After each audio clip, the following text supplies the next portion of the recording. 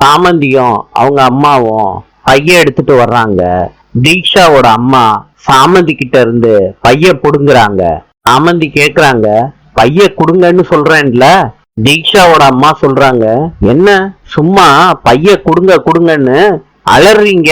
மொத்தத்தையும் கீழே போடுறேன், அப்ப தெரிஞ்சிரும் நீங்க என்ன எடுத்துட்டு போக பாத்தீங்கன்னு. பையில இருக்க எல்லாத்தையும் தீக்ஷாவோட அம்மா விட்டு எறியறாங்க. வீட்டுல இருக்க எல்லாரும் இத பாக்குறாங்க. பையில இருக்க எல்லா துணியும் விட்டு எரியும் போது நகை சோஃபாவுக்கு கீழே போய் விழுந்துருது. இத யாரும் கவனிக்கல. தீக்ஷாவோட அம்மா சொல்றாங்க, இந்த துணி எல்லாத்தையும் எடுத்து போட்டுட்டு கிளம்புங்க. சாமந்தி எல்லா துணியும் அவங்க கட்டப்பையில எடுத்து வைக்கிறாங்க. சாமந்தி மனசுக்குள்ள நினைக்கிறாங்க, ஐயோ கடவுளே, நகை எங்க விழுந்துச்சுன்னு தெரியலையே. சாமந்தி இப்படி நினைச்சுக்கிட்டே துணியை எடுத்து போடுறாங்க. மகேந்திரன் கேக்குறாரு, போதுமா எல்லாருக்கும்?